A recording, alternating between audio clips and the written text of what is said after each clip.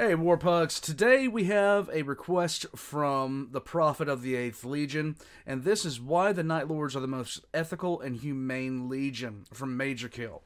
And here's something that's going to actually shock everyone. They are, in the Great Crusade, the Night Lords, I'd say the first 80% of it, were the most ethical and humane legion over the salamanders. Reason why? The amount of casualties they would inflict. Were they a horrifying weapon? Oh, you bet. Were they an absolute nightmare to deal with? You had better believe it. But a conquest by the Night Lords, in comparison to a conquest by, say, the Space Wolves, the Sons of Horus, the Death Guard, the Ultramarines even, a conquest done by the Night Lords left the civilization cowed but intact.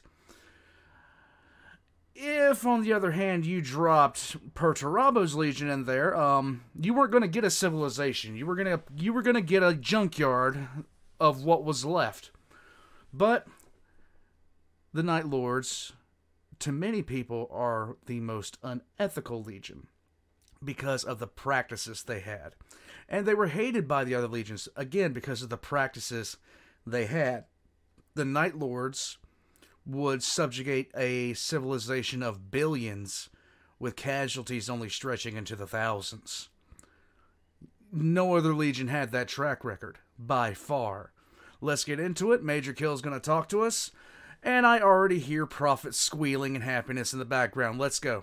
No, this is not a meme video or some kind of early April Fool's joke. A benefit of sacrificing most important real-life knowledge to make room for more Warhammer lore in my brain is that I'm able to take insights from the lore that casuals probably wouldn't be able to perceive. Right. A recent insight that I have realized is that the Night Lords, the sadistic criminal terrorists, are actually the most humane, ethical, and relatable legion out of all of them, including the salamanders. Not because they're friendly or say nice things or hug people, No, they're horrible people, let's just be honest. They don't really do that. However, it's their actions that make them so goddamn morally good, as well as the fact that their key characters, such as Talos, Sevatar, and Malkarion, are genuinely good guys who have gone out of their way to do positive, meaningful things for innocent people. On top of that, the Night Lords are one of the few traitor legions whose rebellion against the Imperium is actually pretty justified, and actually makes sense, unlike most other legions like the Death Guard or Sons of Horus. Before we get started, if you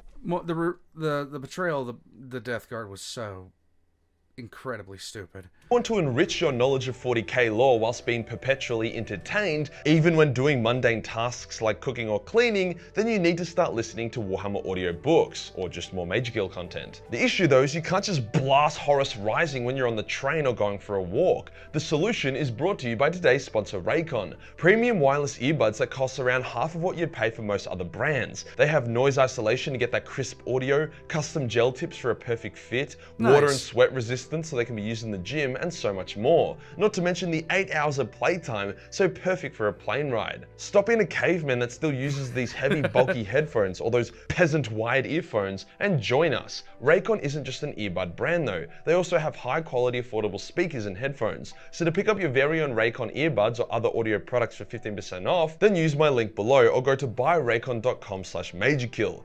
Guys, these are nice headphones. They are nice earbuds as well. I'm going to be putting that in the description down below. Use Majorkill's promotion. Help the guy out. Get yourself some good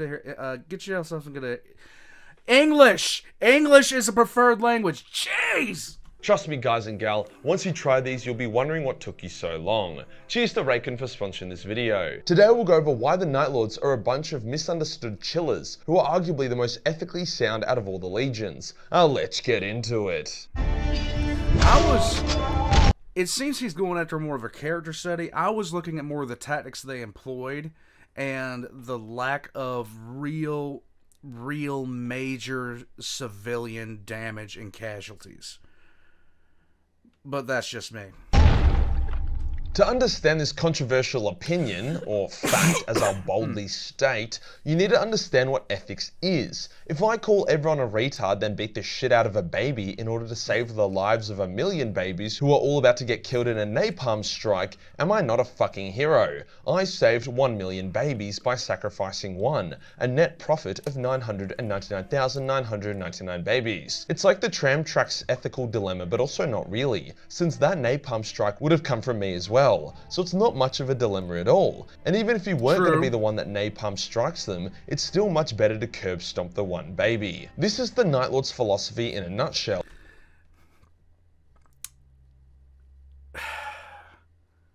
You know, it's crude. It's a really bad comparison, but it's so apt. Well, during their Great Crusade era compliances, they do not like to have hectic pitch battles and open warfare. They're actually really bad at it. Instead, they love to infiltrate a world, kidnap a few key characters, horrifically torture them, and then broadcast the torturing. Every day the world resisted, they would kidnap more innocents and continue to viciously tear them apart until the planet lost its will and surrendered. Compare this to the noble Blood Angels, who would bomb cities to dust, then drop pod in to rip everyone to shreds, people who were just defending their homeworld from foreign invaders, or the Salamanders, whose flamethrowers would ignite entire towns in seconds, killing men, women, and children. What about the honorable Space Wolves, who would tear apart an entire world with axe and teeth within a week? There are in-law examples of even the most loyal and noble legions going extremely fucking hard on the genocide side of things. Funnily enough, one of the very few times the Night Lords used a virus bomb on an enemy was when they were battling a Slaaneshi Chaos cult during the Great Crusade. Bit of irony there for ya. The Night Lord's reputation for brutality. One of the best examples of this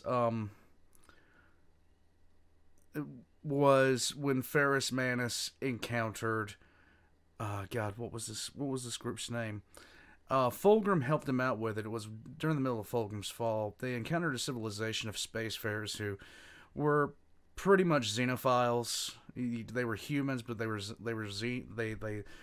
they lived alongside Xenos and everything else like that. Ferrus Manus instantly declared war on them and wiped out their civilization in a matter of couple of weeks. He was so well known that systems who had heard of them would surrender if they caught wind of the Sons of Curse heading their way, creating many bloodless endings to rebellions. They were the Emperor's terrorists, his psychological warfare specialists who would shed the least amount of blood out of all the legions. However, they, and almost they alone, were censored, being labelled as sadistic murderers not worthy of their birthright. They were being punished and looked down upon for fulfilling their Emperor-given role. If we look at their Primarch, he took a world full of rapists, murderers, pedophiles, thieves, unironic furries, and wife bashers and turned it into the most lawful planet in the galaxy. Sure, he should have then built education and quality of life infrastructure instead of just ruling through absolute fear, but during his rule, millions of rapes, thousands of murderers, and dozens of furry orgies were never committed.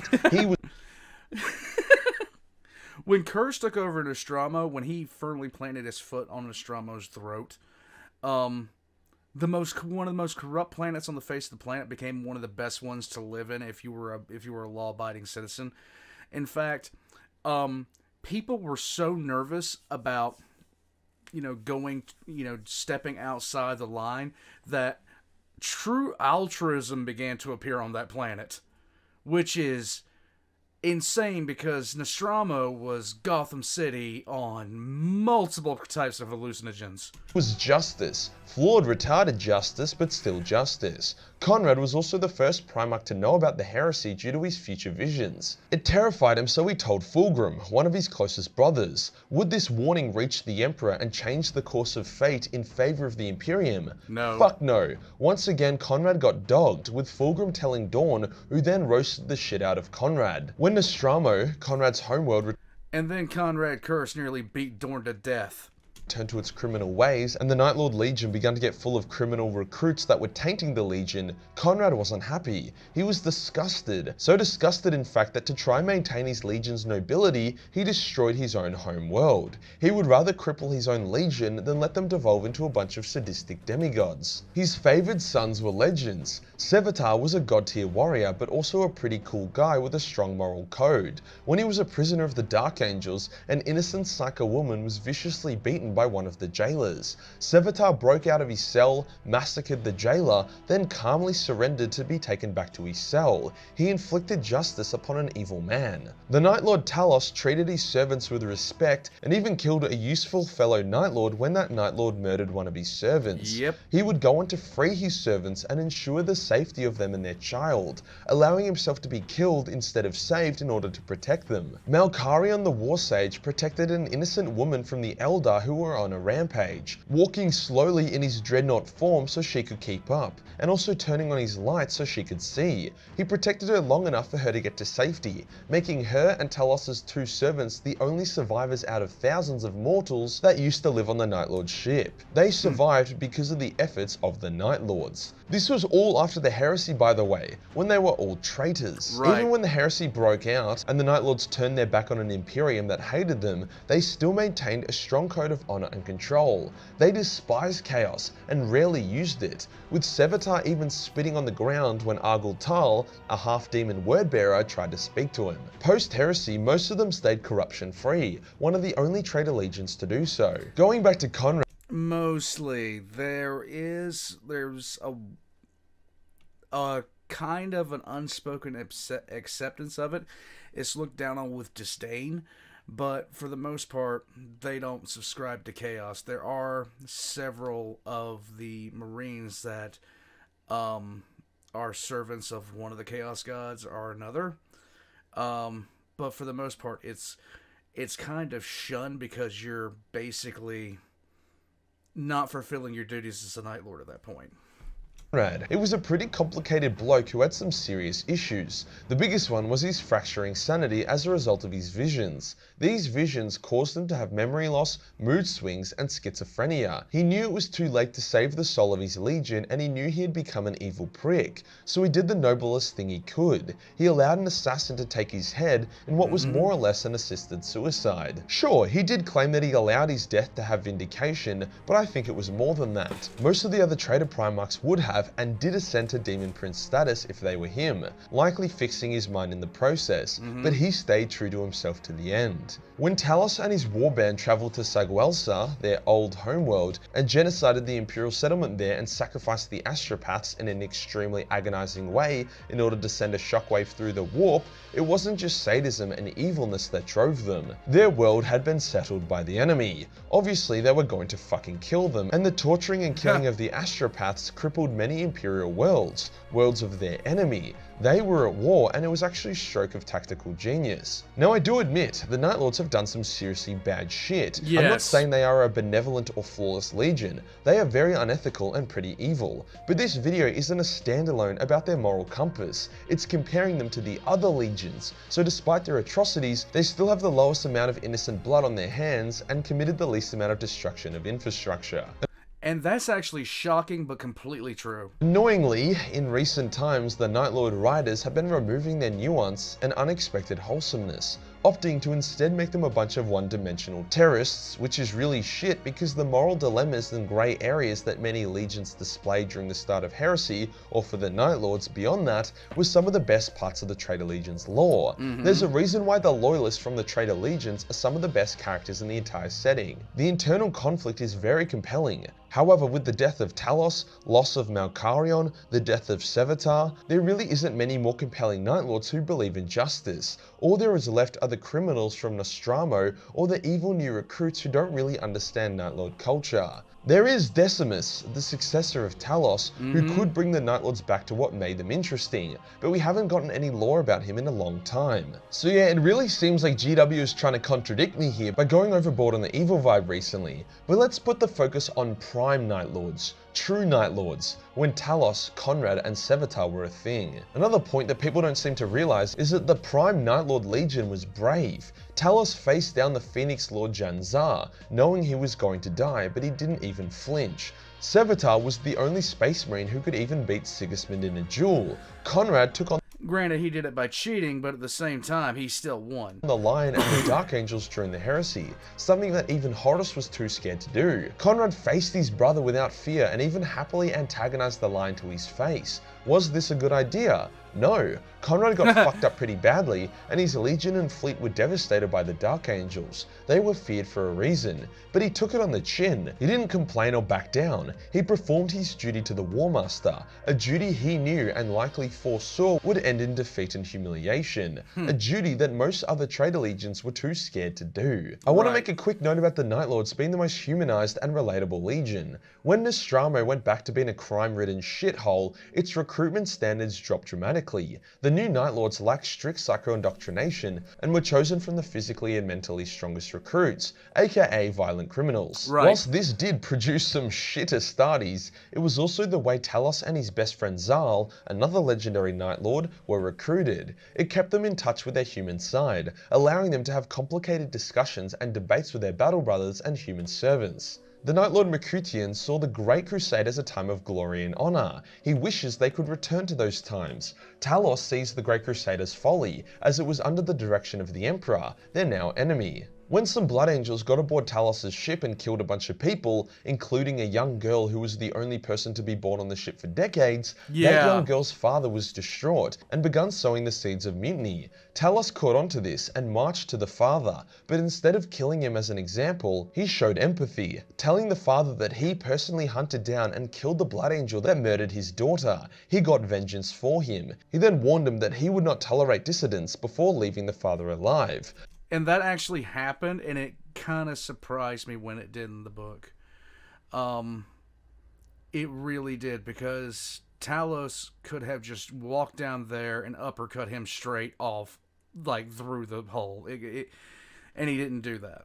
Sure, one of Talos' brothers then came back later and murdered the shit out of the father, but that's besides the point. When Talos' best friend Zal and Sirion were killed, Talos was devastated, even staying with Sirion as he died to comfort his friend. Prime Night Lords, true Night Lords, were ethical and humane, honorable, avoiding mass death and destruction. They fulfilled their duty without complaint, faced down mightier foes without fear, and their key characters were known for their honor, loyalty, and unexpected compassion. It's just a shame that all the good Night Lords are gone, and all we have left is a bunch of mustache-twirling villains. Come on, GW, give Decimus some time in the sun. If you enjoyed the video and you want to support the channel, then pick up a Major Mini. We actually have a Lord of the Night who is one of those prime Lords of the Night, not one of those, you know, uninteresting beta bitches. Hit the subscribe button and hit the real subscribe button for more surprisingly wholesome content. Join the Discord for more memes and I'll see.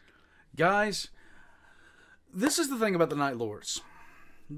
Their tactics are horrifying and disturbing to the extreme, but they are undoubtedly effective at delivering intact civilizations with the least amount of harm to the civilian population. I have thought that for a very long time, and the thing about it is, when you look at other legions that look down on them, and that was the big thing. Conrad knew his legion was going to be despised. One of Conrad's major beasts with the Emperor was the fact that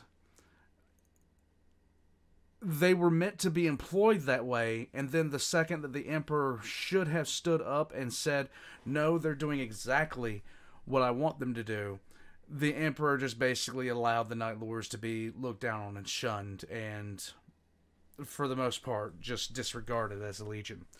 The Night Lords have always been one of my favorite legions, just because of their aesthetic. I have loved their aesthetic forever. Conrad Curse is one of my favorite Primarchs of all time. Just the sheer way in which, like, he is the most human of the Primarchs as I see it. What would you do if you were leagues above everyone around you and you could do anything you wanted? Conrad Curse set about to bring in his own way, his own disturbed way, to make everything a better place. So there's Conrad. His Primarch book is the best one that I have read so far out of the ones that I have read. And I've guys, Conrad Curse. All of Majorkill's links are going to be in the description down below, right next to my own. If you guys like to support the channel, just leave a comment and a like, and that's great. If you'd like to support the channel through other means, I do have a Patreon down below. I will catch you guys next time. Check out the merch by Valk, and I'm out, guys. I'm glad he's got clothes on this time because, I don't know.